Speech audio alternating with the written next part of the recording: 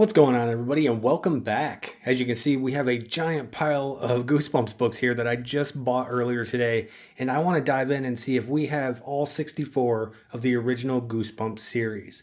But before we do that, I want you all to go like, subscribe, and hit that bell notification so that way you know when we post a new video. All right, let's see what we got here. Okay, to start things off, we have issues 1, 2, and 3. We have issue 1, Welcome to Dead House, issue 2, Stay Out of the Basement, and issue 3, Monster Blood. Killer classics. These look to be all in good shape. The one of, I think, only 2 covers of the original 64 series that was not, that the artist was not John Jacobus. John Jacobus was the artist for all the other covers except for this one and one other issue that I'm pretty sure we will get to. Here we have issue 4, 5, and 6. 4 is Say Cheese and Die. 5 is The Curse of the Mummy's Tomb. And 6 is Let's Get Invisible. And yeah, I kind of wish this was invisible. This is looking a little rough. I'm going to have to write this one down as one to replace in the future when I can get a chance. Okay, I've already got to write down issue 8 is missing. So we have 7, 9, and 10. Night of the Living Dummy, Welcome to Camp Nightmare, and The Ghost Next Door. Here we have issues 11, 12, and 13. Apparently 11 used to belong to somebody named Will at one point. It also looks like it probably came from a library. It's got the little spine sticker on there. But we have The Haunted Mask, Be Careful What You Wish For, and Piano Lessons Can Be Murder. This is the other cover that was not drawn by John Jacobus. Actually a little rough on that one too. That cover has seen better days. But yeah, I'm going to be writing down the ones I don't have and the ones that I kind of want to replace. This one's a little rough as well. It's got some cover wear there. Spine isn't the greatest. Yeah, I got a pretty good crease on the back corner too. I mean, not bad considering when these books came out. But, you know, for a collector, you kind of want things as pristine as possible. Here we have 14, 15, and 16. Werewolf of Fever Swamp, one of my favorites. You Can't Scare Me, and One Day at Horrorland, another one of my favorites. Very good books here. Let's see what we got next.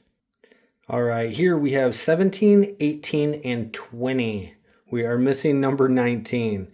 But we've got Why I'm Afraid of Bees, Monster Blood 2, and The Scarecrow Walks at Midnight. I tell you what, as far as the TV episodes go, that Scarecrow Walks at Midnight is a pretty good one. Kind of underrated if you ask me. Next up is 21, 22, and 23. Go Eat Worms, believe it or not, it's very strange. I don't even know how it happened, but that ended up being the first Goosebumps book I ever read all the way through. I think it was on a day I was just bored, and it was the only Goosebumps book I had around, so I read it all the way through, and it only took me like 3 hours, which was pretty impressive at the time because I am not a huge reader at all. Here we have issues 24, 25, and 26. Phantom of the Auditorium, Attack of the Mutant, and My Hairiest Adventure. That was a strange episode there. That one was a pretty weird one if you ask me. Little rough book, not completely horrible. This was a really fun Goosebumps TV episode. And this one could get replaced if I come across another one. A little bit of wear. Not completely horrible though. Yeah, Attack of the Mutant, that was a really cool episode. And the kid that plays in that episode as the main protagonist, he's in like 3 or 4 of the Goosebumps episodes if I remember right. I know he's in at least 3. Here we have 27, 28, and 30. I'm missing number 29. And yeah, this one here, one of my favorite stories, one of the coolest Goosebumps episodes on TV. Looking a little rough though. This has got a huge bend seam in there. That's unfortunate. Back looks really good. Back of it's really clean. Not too shabby. Pretty good looking books. But yeah, got to get a replacement for that, and we're missing 29. All right, so I'm missing issue 32. So here we have 33, 34, and 35. Horror at Camp Jelly Jam. That is one of the stories that I wish they would have had a Goosebumps TV episode for. Revenge of the Lawn Gnomes, that was a really cool one. I have never read the book, but the TV episode was pretty okay. Shocker on Shock Street, that one was all right too. That one's actually a pretty clean book. This one a little rough, not as clean as the other two. A little bit of wear and tear, missing a little chunk out of the cover there. Yeah, still good books though. Gotta love them. Still wish this was one of the episodes that they were able to get on TV, because I feel like this one would have definitely ended up being one of the favorite episodes. All right, issues 36, 37, and 38. Haunted Mask 2, classic. Headless Ghost, this one was okay. This one must have came out, probably wasn't like a first release because it says watch Goosebumps on Fox Kids TV, so it probably wasn't the first print or whatever. It's probably a repeat, but I don't know. This one's got one as well. I don't know. I'm going to have to look into that a little bit more. This one, though, as you can see, we got a devastating crease on the back there, and the spine's got some pretty decent wear on it. So I'm going to have to write this one down as one to look for a replacement for. A little bit of corner bending. Not too bad, though. Haunted Mask 2, though, this one's pretty clean. I like seeing that. That's a good one. It's a good one to have in good condition.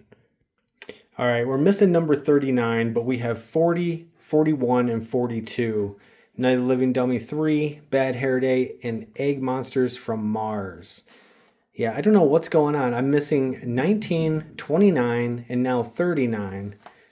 This one's got a little bit of water damage or something to it. Not too, it's not too bad, but it's not that great either. This one definitely has a little bit of wear to it. Looks like everything's been kind of taped together at one point. Doesn't look too bad. I wonder why it was taped. This one, though, this one's going to have to get a replacement. Got some pretty, this one was taped as well. Got some pretty good creasing and chunks missing out of it. But yeah, what was this? 40, 41, and 42. Okay, we have 43, 44, and 47. We're missing 45 and 46. Beast from the East, a little rough. I'll try to find a replacement for it. A little bit of spine wear, but good to have in the collection nonetheless. This one has seen better days as well. Got quite a bit of wear there. A lot of chipping around the edges. $2.99 at the time.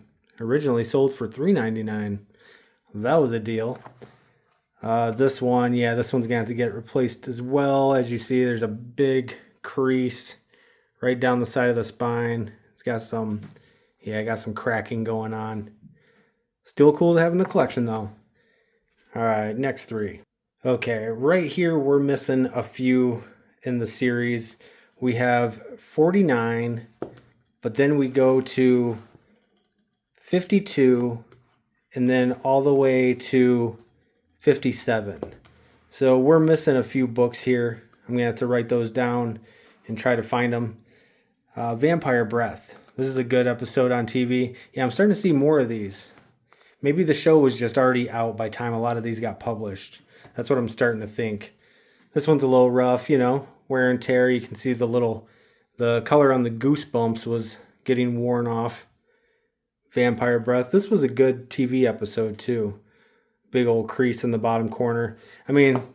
Nothing really wrong with books having this much wear. These books were well loved and, read many a times. This one's got a very clean back. The front's not that bad. Just a little bit of a corner crease there. This one's seen better days. The spine's definitely got some pretty good wear on it. Some bottom flaring going on there. Not too bad though. Ooh, 39 cents. Somebody got a deal. Especially for Goosebumps in this day and age. I was surprised I came across this whole lot. Which reminds me, what do you guys think I paid for all of these Goosebumps books? Leave your answers in the comments. Okay, and then last in the pile we have issue 58. We're missing 59, and this is issue 60. So I'm also missing issues 61, 2, 3, and 4. So it seemed like we had a lot of the issues in the beginning, but near the tail end we're missing a pretty good amount.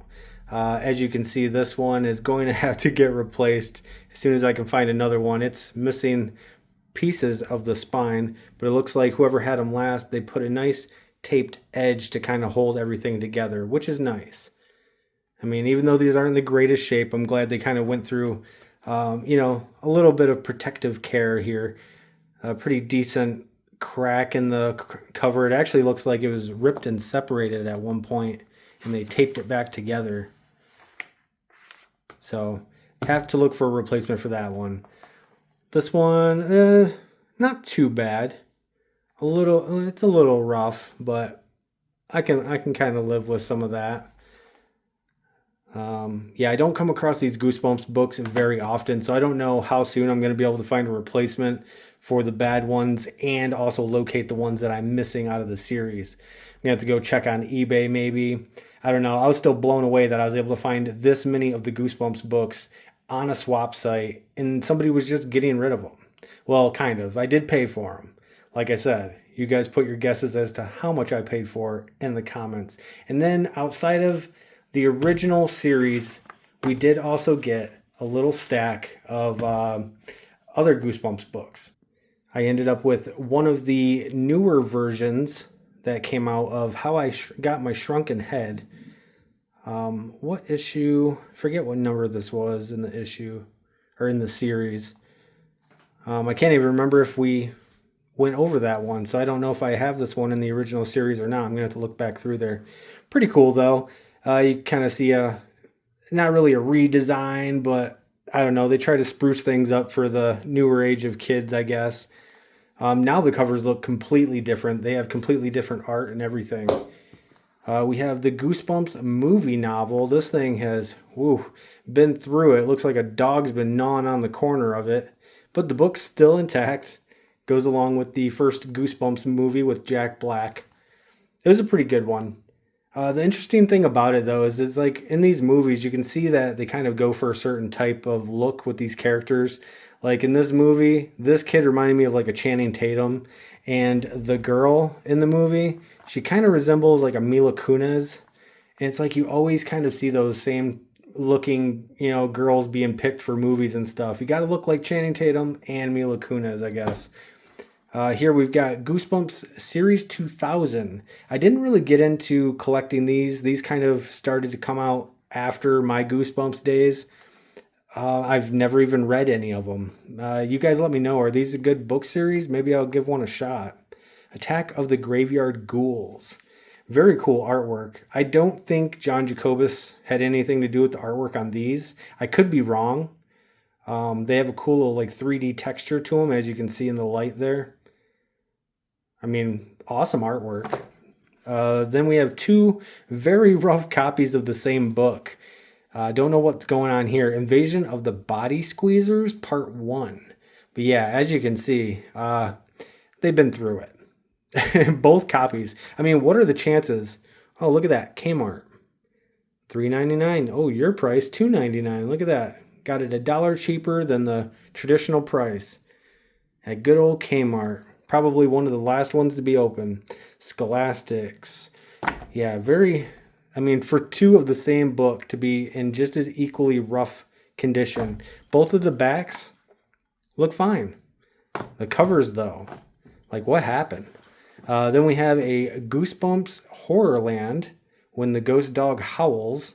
This looks pretty cool. I want to say this is inspired by a book that R.L. Stine was going to put out in the original 64, or, original series of 64 books and didn't get to it. Or maybe this was like an alternate title or something. But I remember hearing that title before, When the Ghost Dog Howls. As you can see, it's part of a whole Horrorland series. Another series I never got into, neither to read or collect. And then lastly, we have these cool ones here that go along with the original series. Official Collector's Caps Book. These used to come with Pogs. I don't know if you guys remember Pogs, but most of you who know what the original Goosebumps are, you kind of do know what Pogs are. This book is in pretty good condition, as you can see from the light reflection here. There's not a whole lot of, blemishes and stuff, and pretty good condition. I don't know when these came out. I don't know if these came out when the original books did, or that these came off, or if these came out a lot later. You guys have to let me know if you know. But yeah, I wish I had the Pogs that came with them. That'd been awesome. And then this one goes with the TV version of The Girl Who Cries Monster. Very cool episode. Very iconic. Anytime I think of the Goosebumps TV series, this episode right here was one that kind of scarred me at a young age. I always remember this one. Yep, TV episode number 2. Oh, number 2 is Cuckoo Clock of Doom. My bad. But yeah, I do remember this one coming out on TV pretty early into the, the TV series life. Yeah, very cool. But yeah, those are some side Goosebumps books that I got along with the original ones. Gonna have to look for the ones I'm missing. And yeah, I hope you guys enjoyed this. And again, let me know what you think I paid for all of these Goosebumps books. And I'll be letting you know who's the closest. All right, until the next one, you guys. Later.